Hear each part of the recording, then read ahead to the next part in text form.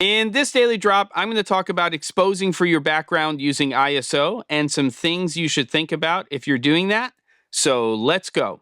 All right, kids, here we are, second episode of the week. And as you may have noticed, the generative AI backgrounds with green screen are gone for the moment. I'm tabling that for now. And back to the OG background here. Well, maybe it's not the OG, but it's definitely sort of the standard background here in this space. It's real.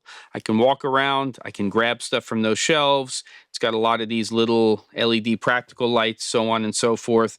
And I wanted to talk about a subject that I think I've talked about a little bit in the past, but it's such a big subject, which is, number one, do you expose for the foreground first, or do you expose for the background first?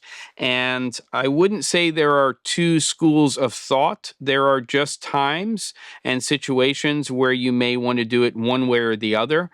Or it may be a preference for a cinematographer or a director of photography. And basically, in this situation, I am in a controlled environment. At some point, I'd love to talk about this with a big window behind me and talking about changing ISO to expose for the background and then dialing in your exposure for your subject matter or your foreground.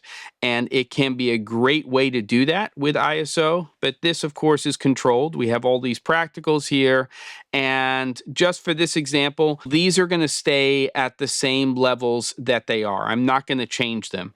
I also have a key light that's burning right now in front of me, and I have this little kicker light, which is giving me a little something on the left side of my face. And just to kind of go over the settings of how everything's set up, right now on the FX30, I have the 18 to 50 millimeter. It does have a filter on there, which is why you're getting a little bit of atmosphere, which is Tiffen's night fog at a half intensity or density, or strength is really strength or density is the correct way to say that. And you'll see that it's lifting the shadows a little bit, and it's giving a little bit of this atmosphere. If you get into the stronger densities, it can start to affect how sharp somebody's eyes are. At this strength, this particular filter seems to hold that pretty well. And then the camera's set currently to an 800 in terms of ISO and an f2.8, which is kind of a baseline, at least for me, a lot of the times, especially when I'm doing things like presentation type content, unless I need to go to a deeper depth of field so I can see more of what's in the frame from front to back, or for some reason, I've just creatively decided to go much shallower or much deeper. This is also very similar to what I would do if I was shooting interviews. So a base of 800 and then about a 2.8 in terms of my depth of field. Now, there's obviously variations in terms of that, and that's, again, for other videos. But what I want to do is I want to change the ISO of this camera right now without changing any other settings to begin with, and see what happens when we are exposing for the background. So what I'm going to do is I'm going to dip to black, come back up, and I'm going to change this camera to 1600 ISO and talk about some of the things you should be thinking about. All right, I'll be right back.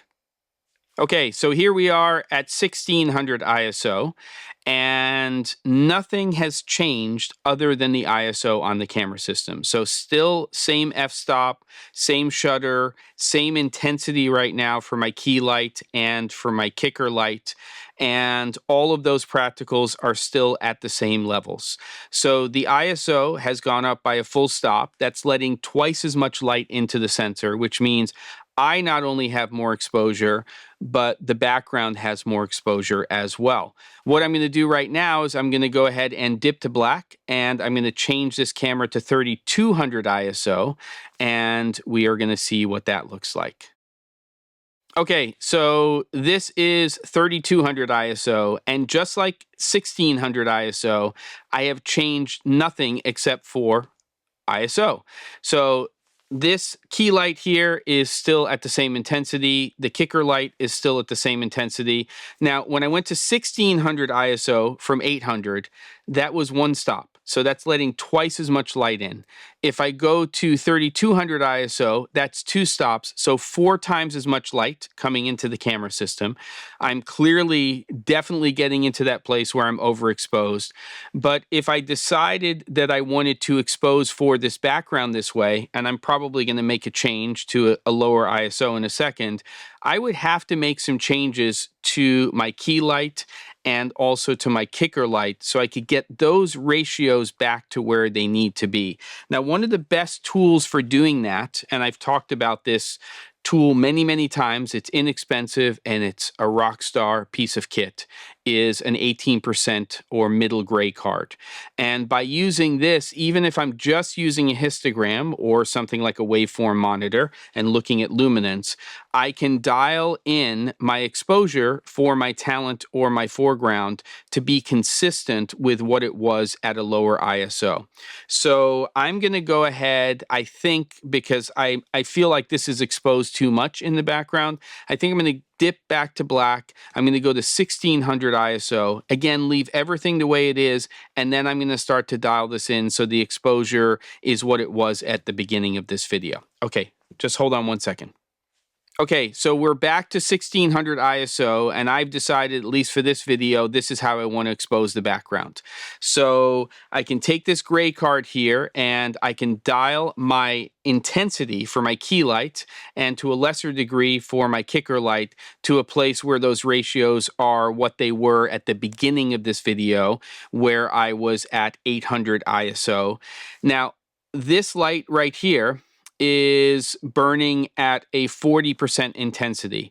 And this EPOS 300 has a very, very good curve in terms of your percentage numbers and the amount of light that's coming out of that. So what I mean by that is, in theory, if I was at 40% at 800 ISO, and then I increase my ISO to 1600, which is one stop, I should go down to, in theory, about 20% output on this light, and that should compensate for the same exposure. So let me go ahead and do that right now.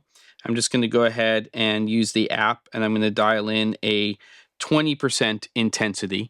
And I've done some initial tests on this, and this gray card here is falling at about the same place it was at 800 ISO at 40% intensity with 1600 ISO and 20% intensity. Now, the ratio on the kicker light is a little hot. That's at 20% right now. So I'm going to step out of frame. I'm going to dial it back to about 10%, and we should be about where we were at the beginning of the video at 800. Hold on.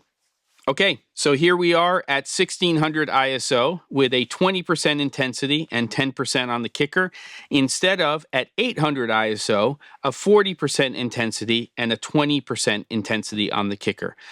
And I've obviously lifted the background a little bit because the sensitivity of the camera was increased by one stop. But I am now adjusting the light levels and my ratio to be about the same as what I had at a lower ISO. This is just one example of doing this, but I would say that it is a pretty good example. And if it all makes sense to you, then start messing around with it. Get yourself an 18% or middle gray card and start playing around with exposing for your background first instead of your foreground, and then get your ratios here where you want them to be. It's just one approach, but it's something to always think about. Don't forget to, and I'll see you on the next episode of The Daily Drop.